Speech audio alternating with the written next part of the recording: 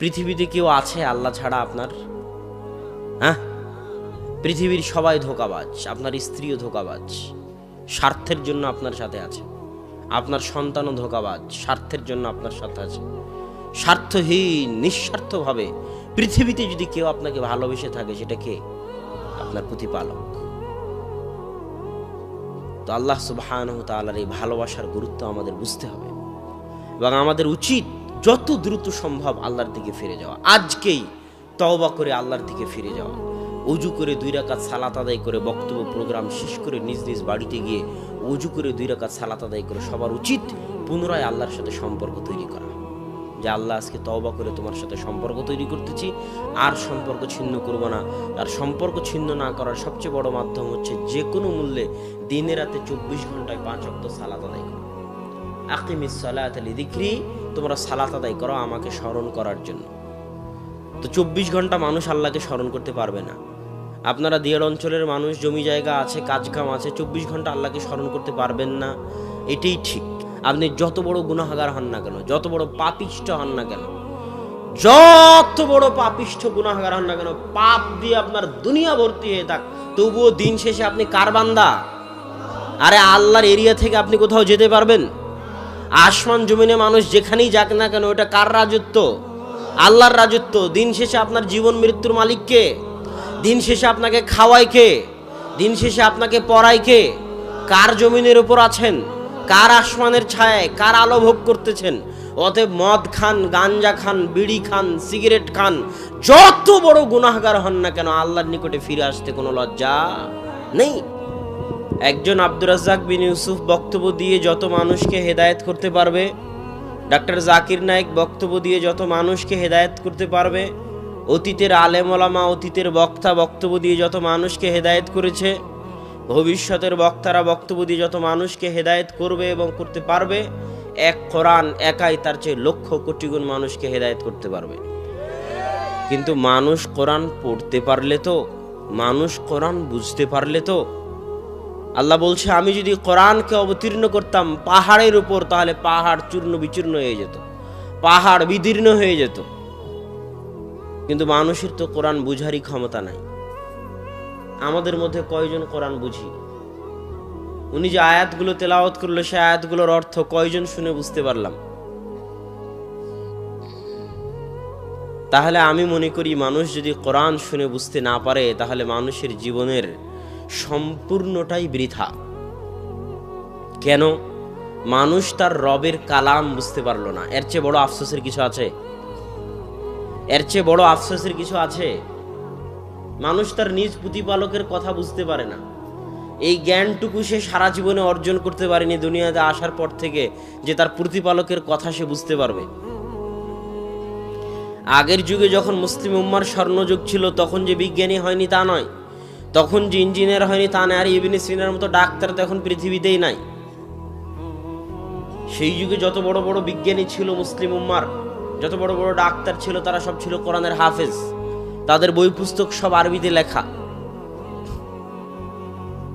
কোরআনের হেফজ মানুষের মেধাকে এত বাড়িয়ে দিতে পারে, মানুষের স্মৃতিশক্তি, মানুষের বুদ্ধিশক্তি, মানুষের তীক্ষ্ণ শক্তিকে এত বাড়িয়ে দিতে পারে, যা পৃথিবীর কোনো কিতাব পারে না। এই জন্য আপনি ডাক্তার হন, ইঞ্জিনিয়ার হন, কৃষক হন, মাঝি হন, মাল্লা হন, যেই হন না কেন, কোরআন বুঝা এবং কোরআন বুঝার মতো জ্ঞান অর্জন করা আপনার উপর ফরজ। এটা শাইখুল ইসলাম ইবনে তাইমিয়া রাহিমাহুল্লাহর ফতোয়া, যে প্রত্যেক মুসলমানের জন্য কোরআন বুঝার মতো জ্ঞান অর্জন করা ফরজ। কেন? আল্লাহ কোরআন আপনার জন্য পাঠিয়েছেন, না কার জন্য? মানুষ মনে করে মুহাম্মদ সাল্লাল্লাহু আলাইহি ওয়াসাল্লামের উপর পাঠিয়েছে মানে শুধু মুহাম্মদ সাল্লাল্লাহু আলাইহি ওয়াসাল্লামের কাজ।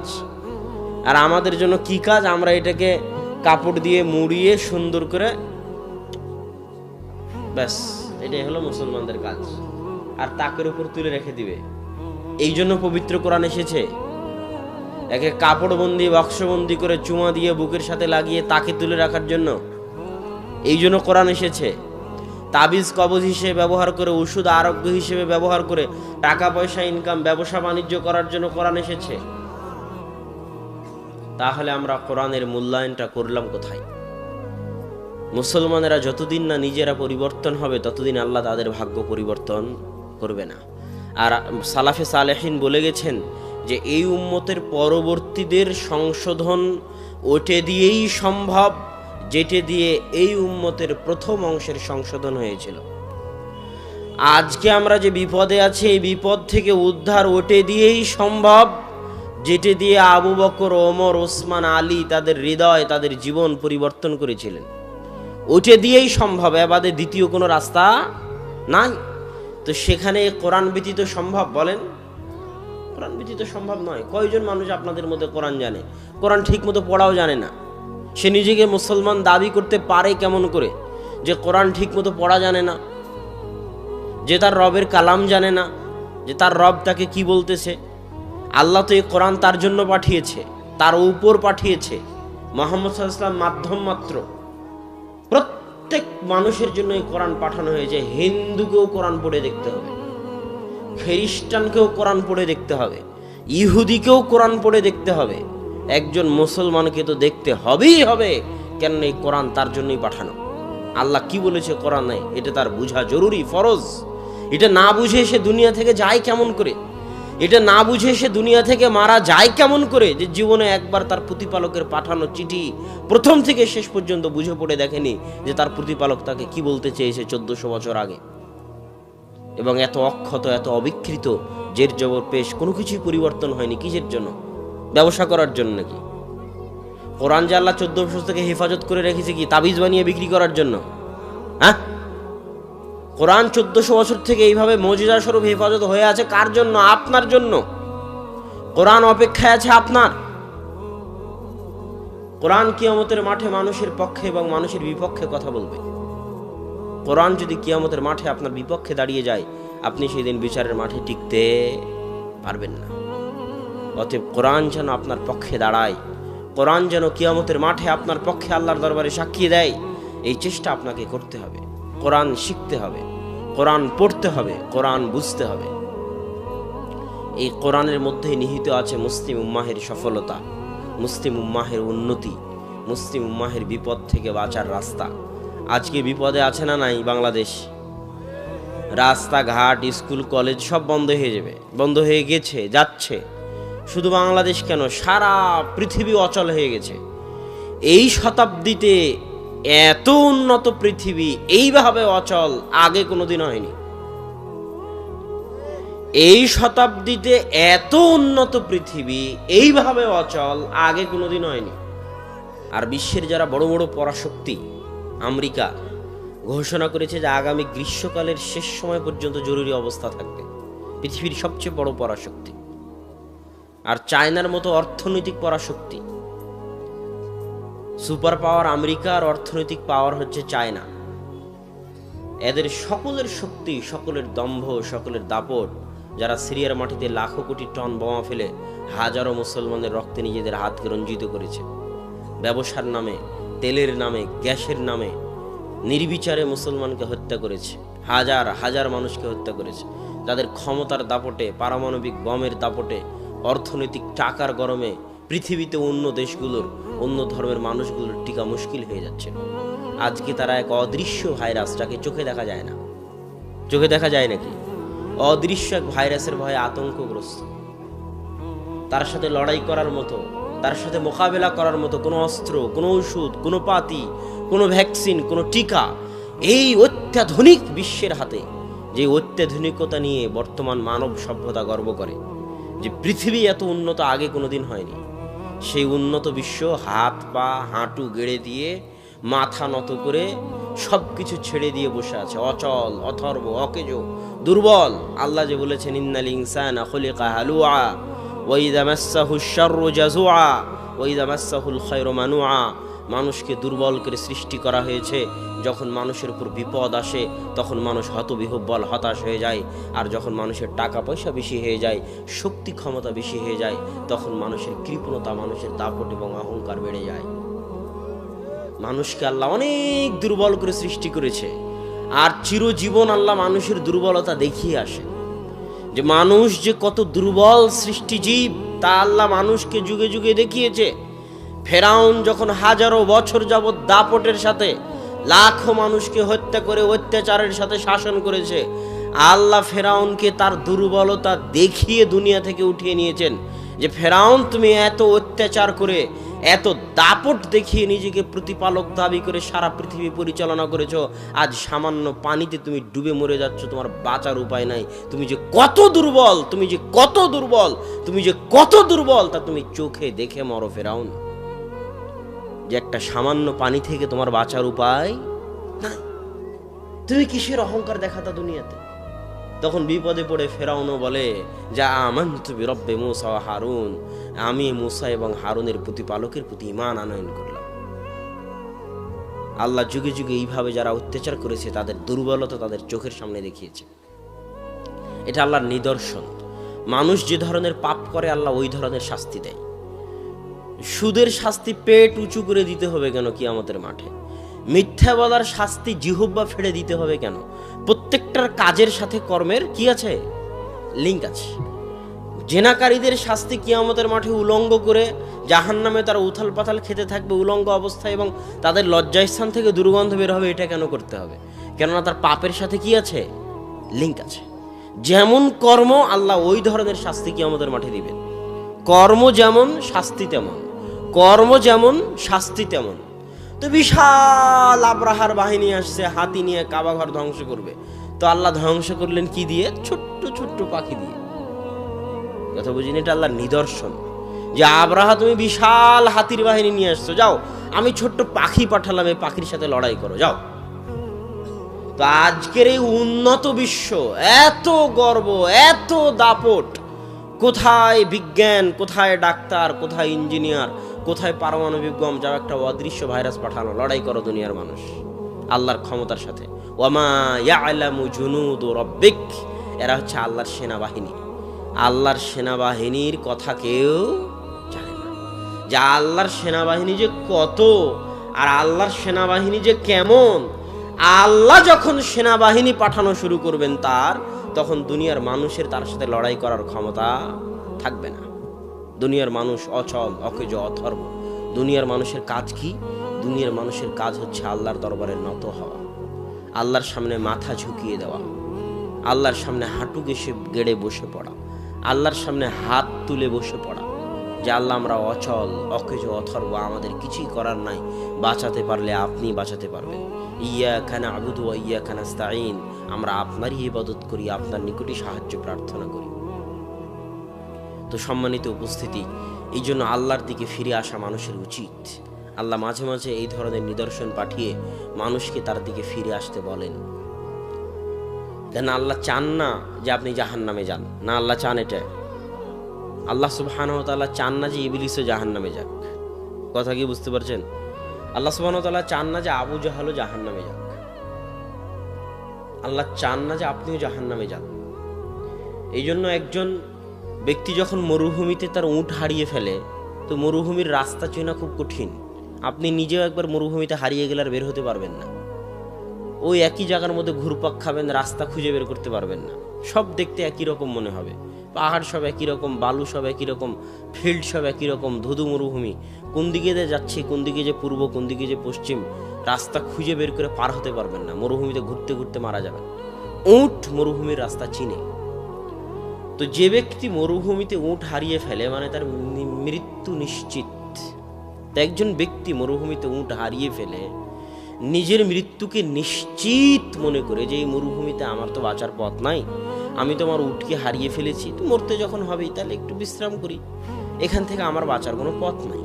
সে শুয়ে বিশ্রাম করতেছে, ঘুম থেকে উঠে বিশ্রাম থেকে উঠে দেখে তার পাশে তার উটটা দাঁড়িয়ে আছে, হারানো উটটা। তো জীবন ফিরে পেলে মানুষ যেমন আনন্দিত হয়, সে মৃত্যুর মুখ থেকে ফিরে এসে আনন্দের ঠেলায় বলতেছে, খুশির ঠেলায় বলতেছে যে আল্লাহ তুমি আমার বান্দা, আমি তোমার রব।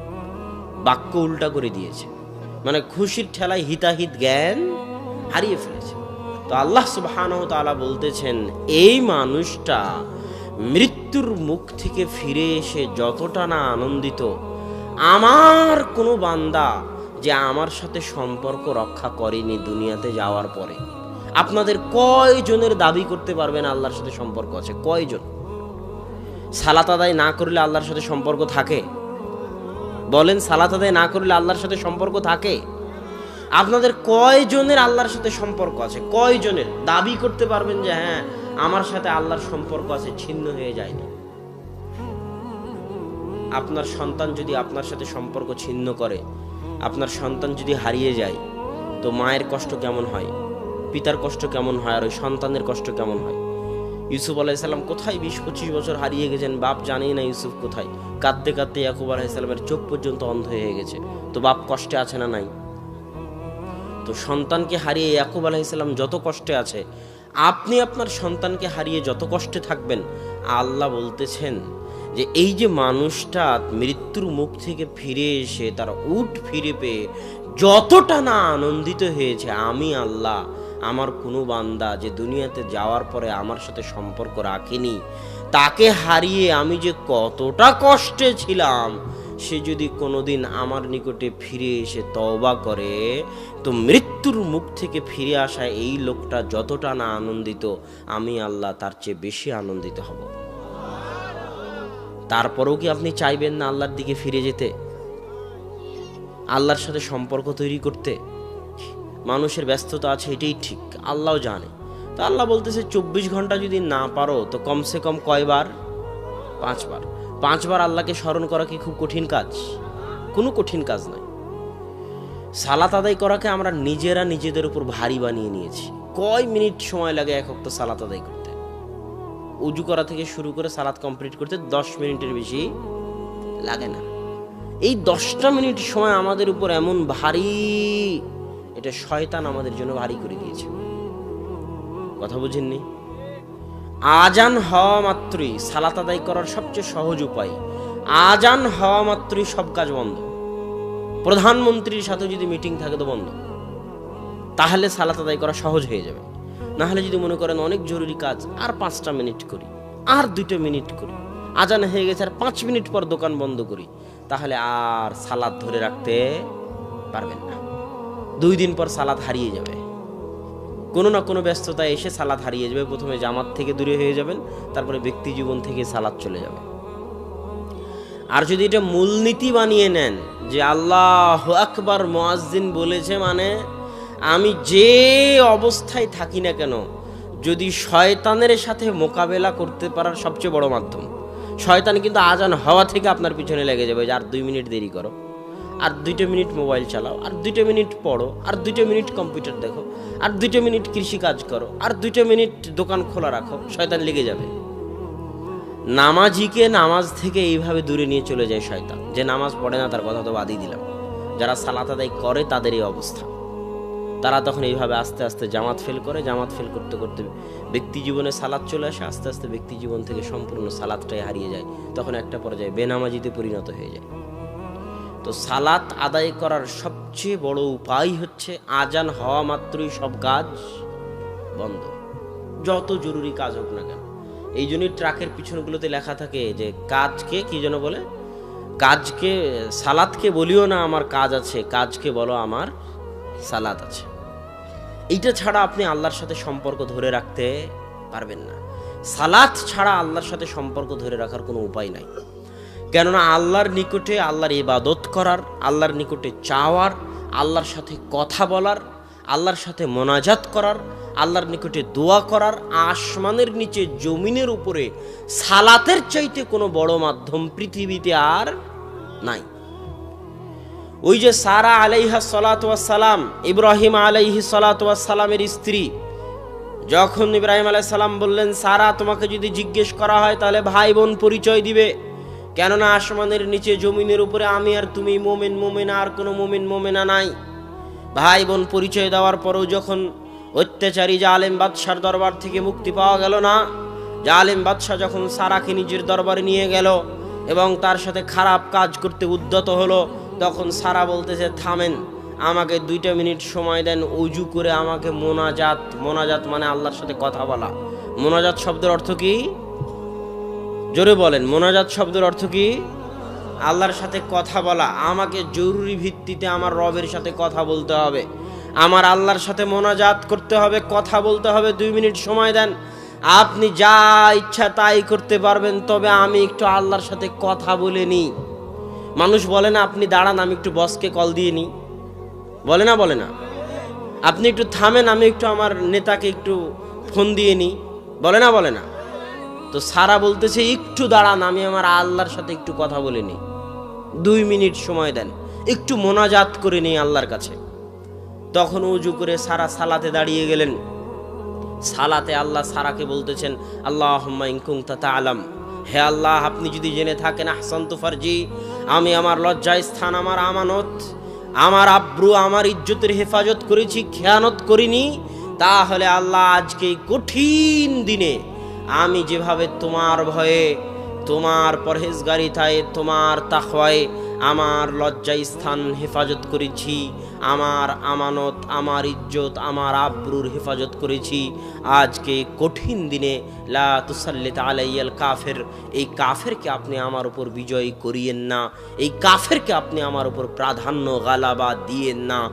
আজকে এই কঠিন দিনে আমি যেমন আপনার ভয়ে আমার লজ্জায় স্থান হেফাজত করেছিলাম, আজ বিপদে পড়েছি, আজ আমার লজ্জায় স্থান, আমার ইজ্জত, আমার আব্রু, আমার আমানতের হেফাজতের দায়িত্ব আপনার। সারার বলা কথা শেষ হয়নি, জালেম বাদশাহ হাত পা অবশ্যই মাটিতে পড়ে গেছে। তাহলে আল্লাহর নিকটে মোনাজাত করার সবচেয়ে বড় মাধ্যম কি? সালাত। জোরে বলেন না কেন? আল্লাহর নিকটে মোনাজাত করার সবচেয়ে বড় মাধ্যম কি? সালাত। এই জন্য রাসূল সাল্লাল্লাহু আলাইহি ওয়াসাল্লাম যখনই বিপদে পড়তেন, যখনই কোনো বিপদে পড়তেন, বা দাঁড়া ইলা সালাহ, সাথে সাথে সালাতে দাঁড়িয়ে যেতেন। মানুষ যখন স্বাভাবিকভাবে বিপদে পড়ে, তখন মানুষ আগে স্মরণ করে যে বিষয়ে বিপদে পড়ে, সে বিষয়ে রিলেটেড কাউকে স্মরণ করে। যেমন ছেলে সন্তান যদি অ্যাক্সিডেন্ট হয়, তাহলে কোন মেডিকেলে আছে, কোন ডাক্তারের কাছে যেতে হবে, সে ডাক্তারকে কল দেয়, কাকে মেডিকেলে পাঠাবে তাকে কল দেয়। যদি কোনো কেস কোর্ট কাচারি হয়, তাহলে কোন নেতার দরবারে যাবে, কোন মেম্বার, কোন চেয়ারম্যান, কোন এমপি তাকে সহযোগিতা করতে পারবে, তার কাছে যায়, তাকে ফোন দেয়, তার সাথে কথা বলে। কিন্তু একজন মুসলমানের উচিত, বিপদ যত বড়ই হোক না কেন, বিপদ যত ছোটই হোক না কেন, আর যত বড়ই হোক না কেন, সবার আগে আপনি যে বিপদে পড়েছেন এটা কাকে জানানো উচিত? আল্লাহকে জানানো উচিত। আপনার ছেলে রাজশাহীতে অ্যাক্সিডেন্ট করেছে, রাজশাহী মেডিকেলে আছে, আপনি এখান থেকে গাড়ি নিয়ে রাজশাহী মেডিকেলে যেতে 1.5-2 ঘন্টা 3 ঘন্টা সময় লাগবে। আর এখানে 2 রাকাত সালাত আদায় করে যদি আল্লাহকে বলে দেন, আল্লাহ আমার ছেলে মেডিকেল আছে তুমি দেখো, তাহলে আপনার 3 ঘন্টা যেতে যা দেরি হবে, তার আগে আল্লাহ সুবহানাহু ওয়া তাআলা কাজ করে বসে থাকবেন। এই জিনিসটা তো মানুষ বুঝে না। বিপদে পড়লে আল্লাহকে ডেকে দেখেন, বিপদে পড়লে 2 রাকাত সালাত আদায় করার অভ্যাস গড়ে তুলুন। প্রত্যেক মানুষের জীবনে বিপদ আছে, প্রত্যেক মানুষের জীবনে কি আছে? ইন্না মাআল উসরি ইসরা, দুঃখ কষ্ট নিয়েই জীবন। মানুষের জীবন ফুলসজ্জা নয়, মানুষের জীবন সংগ্রাম। প্রত্যেক মানুষের জীবনে বিপদ আছে, আপনাদের সকলের জীবনে বিপদ আছে, গেছে, ভবিষ্যতেও ঘটতে পারে। আল্লাহ আমাদের বিপদ থেকে হেফাজত করুক, আল্লাহুম্মা আমিন। তো নিজ নিজ জীবনে, পারিবারিক, সামাজিক, ব্যক্তিগত, যখন যে বিপদে পড়বেন, আজকের বক্তব্য থেকে শিখে যাবেন, যে বিপদই পড়েন না কেন, সাথে সাথে কাউকে না কিছু বলে 2 রাকাত সালাত আদায় করে সালাতে দাঁড়িয়ে আল্লাহকে বলবেন যে আপনি বিপদে পড়েছেন।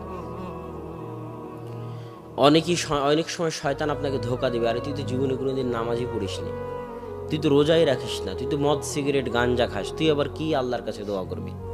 এটা শয়তানের ধোকা। কথা কি বুঝতে পারছেন? আপনি যত বড় গুনাহগার হন না কেন, যত বড় পাপিষ্ঠ হন না কেন, যত বড় পাপিষ্ঠ গুনাহগার হন না কেন, পাপ দিয়ে আপনার দুনিয়া ভর্তি হয়ে থাক, তবুও দিন শেষে আপনি কার বান্দা? আরে আল্লাহর এরিয়া থেকে আপনি কোথাও যেতে পারবেন? আসমান জমিনে মানুষ যেখানেই যাক না কেন, ওটা কার রাজত্ব? আল্লাহর রাজত্ব। দিন শেষে আপনার জীবন মৃত্যুর মালিক কে? দিন শেষে আপনাকে খাওয়ায় কে? দিন শেষে আপনাকে পড়ায় কে? কার জমিনের উপর আছেন? কার আসমানের ছায়ায়, কার আলো ভোগ করতেছেন? অতএব মদ খান, গাঞ্জা খান, বিড়ি খান, সিগারেট খান, যত বড় গুনাহগার হন না কেন, আল্লাহর নিকটে ফিরে আসতে কোনো লজ্জা নেই। যে আপনাকে লজ্জা দিচ্ছে সে শয়তান। ওই শয়তান জিন শয়তানও শয়তান হতে পারে, মানুষ শয়তানও শয়তান হতে পারে। বলতে পারে তুমি এত বড় পাপী, তুমি মাধ্যম ছাড়া, লিঙ্ক ছাড়া, ওয়াস্তা ছাড়া আল্লাহর কাছে দোয়া করতে পারবে না, তাই হুজুরের কাছে যাও, পীরের কাছে যাও, পীর আর হুজুরের মাধ্যম দিয়ে আল্লাহর সাথে দোয়া করো। আরে আল্লাহ কি পীরের বাপের? আল্লাহ কি হুজুরের বাপের পৈতৃক সম্পত্তি? না, আল্লাহ আমারও। আল্লাহকে একটু নিজের দাবি করার অধিকার রাখিয়েন।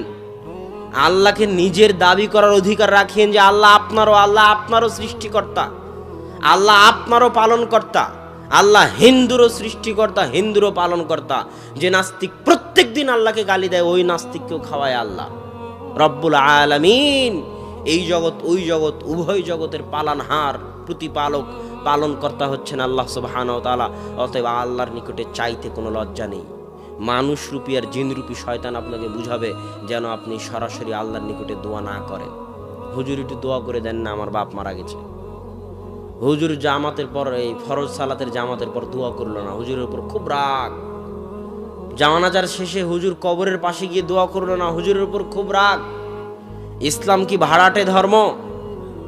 ইসলাম কি ভাড়াটে ধর্ম যে টাকা দিয়ে ভাড়া করে দোয়া করাতে হবে?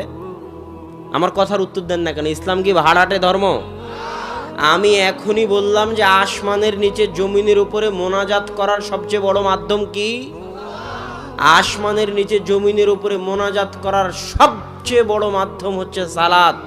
যেমন সারা সালাত আদায় করেছে, যেমন আল্লাহ রাসূল সালাত আদায় করেছে, এই জন্য আল্লাহ 5 বার আপনার উপর সালাত ফরজ করে দিয়েছেন। সালাত মানেই দোয়া, সালাত শব্দের শাব্দিক অর্থই দোয়া, সালাত মানেই মোনাজাত, সালাত শব্দের শাব্দিক অর্থ মোনাজাত। সালাতের শুরু থেকে নিয়ে শেষ পর্যন্ত সবই মোনাজাত। মোনাজাত শুরু হবে তাই আল্লাহুম্মা বাইদ বাইনি, এটাও মোনাজাত। আলহামদুলিল্লাহ রাব্বিল আলামিন প্রশংসা করে নিয়ে ইহদিনাস সিরাতাল মুস্তাকিম, এটাও মোনাজাত। তাসবিহ তাহলিল পাঠ করে রুকু থেকে উঠে আল্লাহর প্রশংসা করে সিজদায় গিয়ে, পৃথিবীতে মানুষ সবচেয়ে নিকটে থাকে আল্লাহর কখন? পৃথিবীতে মানুষ আল্লাহর সবচেয়ে নিকটে থাকে যখন মানুষ সিজদায় থাকে। ওই সময় যা চাওয়ার আল্লাহর নিকটে চাইতে পারবেন। ওই জন্যই সালাত, কোরআনের আয়াত ব্যতীত সবই সিজদায় পড়া যায়।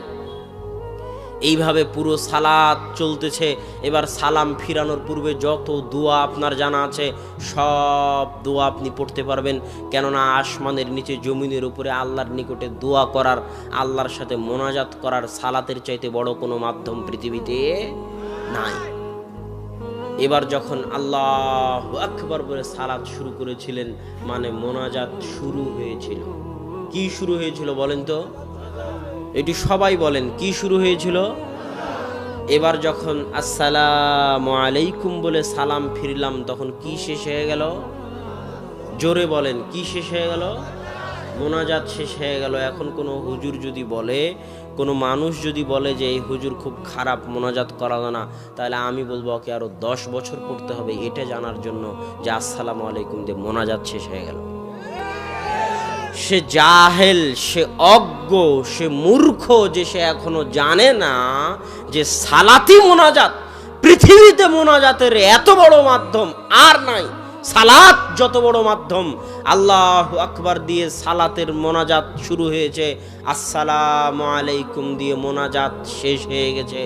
এত বড় মোনাজাত, এত বড় দামি, এত গুরুত্বপূর্ণ, এত সুন্দর মোনাজাত পৃথিবীতে আর নাই। আল্লাহকে ডাকার এর চেয়ে বড় মাধ্যম পৃথিবীতে আর নাই। এই জন্য সালাতুল জানাজা মানে কি? জানাজা মানে লাশ, মৃত ব্যক্তির লাশ। আর সালাত মানে দোয়া, দোয়া মানে মোনাজাত, মানে মৃত ব্যক্তির জন্য দোয়া করার সালাত, মৃত ব্যক্তির জন্য মোনাজাত করার সালাত। এই জন্য সালাতুল জানাজা আল্লাহু আকবার সূরা ফাতিহা, আল্লাহু আকবার দরুদ শরীফ, আল্লাহু আকবার যে মুখস্থ দুইটা দোয়া আছে, আল্লাহুম্মা গফির লাহু ওয়ারহামহু ওয়াফু আনহু, আল্লাহুম্মা গফির লিল হাইয়িনা ওয়া মাইয়িতিনা, এই যে দুইটা দোয়া আছে, এই দুইটা দোয়া কার জন্য? ওই মৃত ব্যক্তির জন্য, আমাদের সবার জন্য। এই সালাতটা দেওয়াই হয়েছে ওই ব্যক্তির জন্য, দোয়া করার জন্য যে সামনে আছে। এবার যখন আসসালামু আলাইকুম বলা হলো জানাজার সালাতে, তখন কি শেষ হয়ে গেল?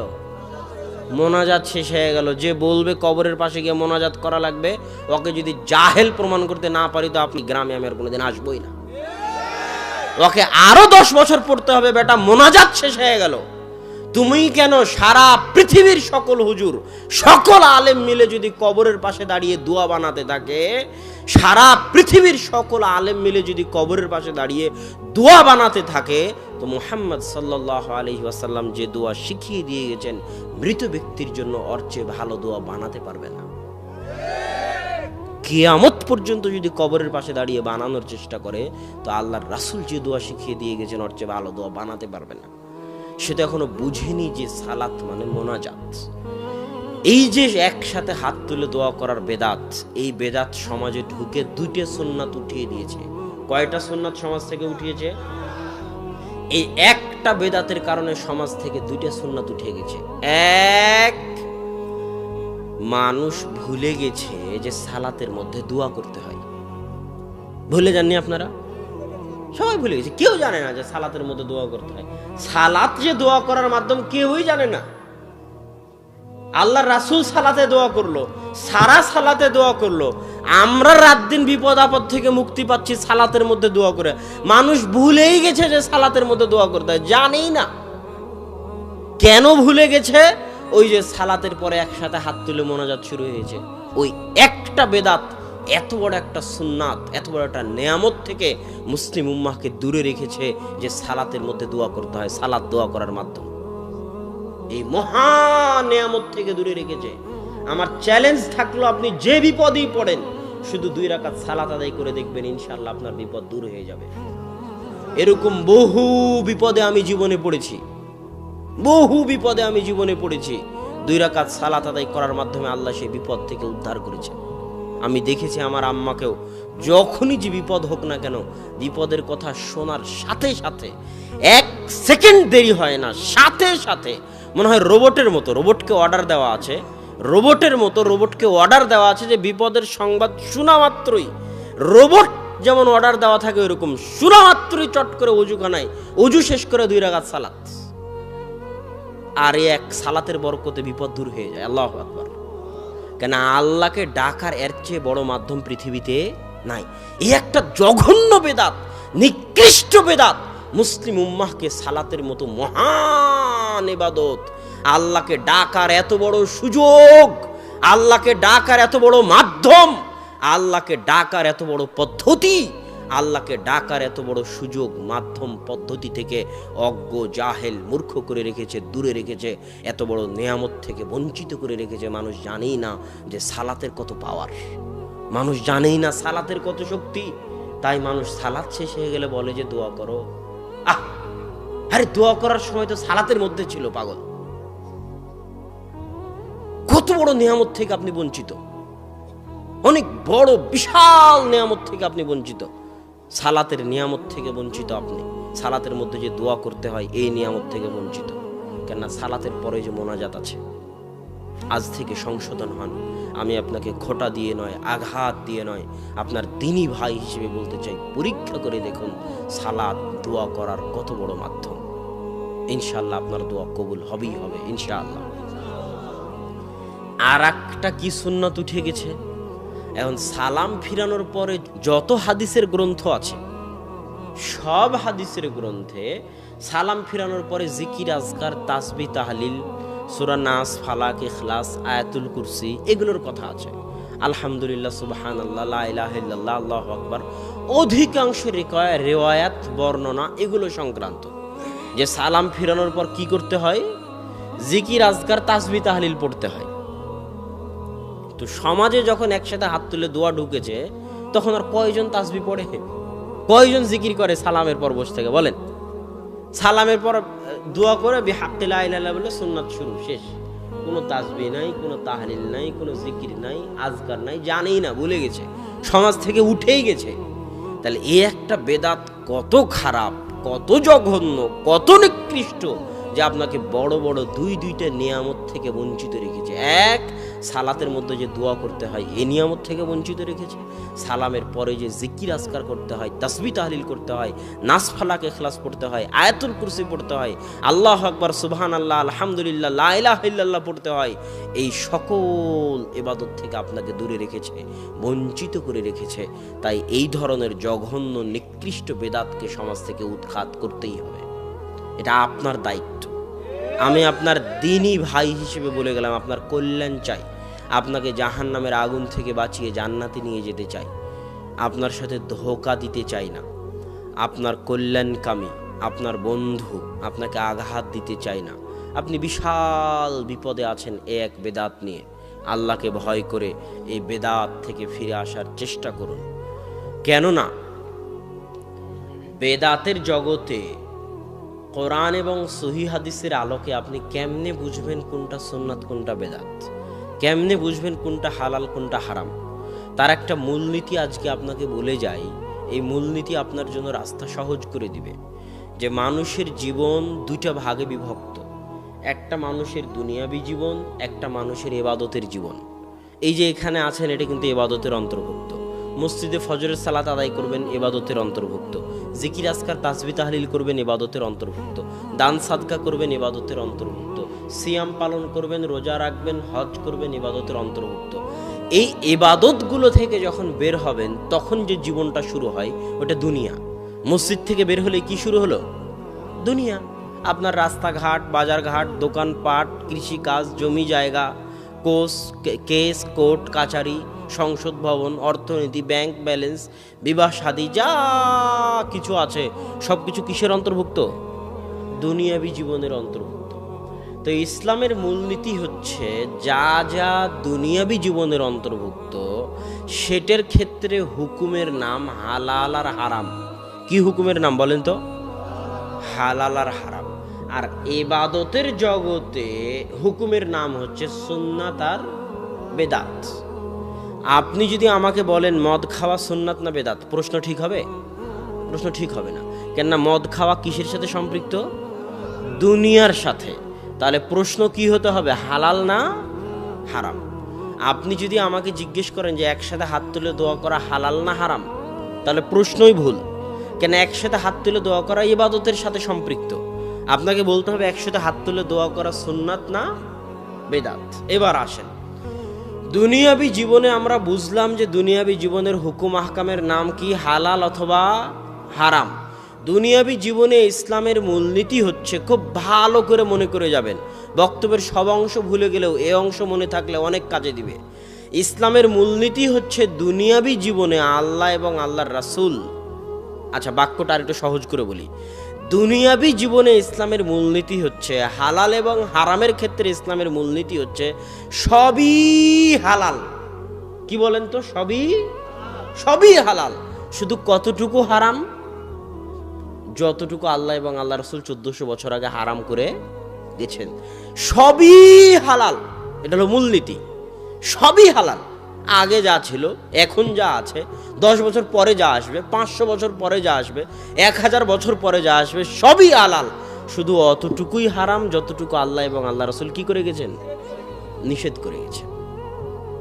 আজকে আপনি যত খাবার খান, এই কালাই রুটি আল্লাহ রাসূলের যুগে ছিল নাকি? ছিল না। এখন কালাই রুটি হালাল না হারাম?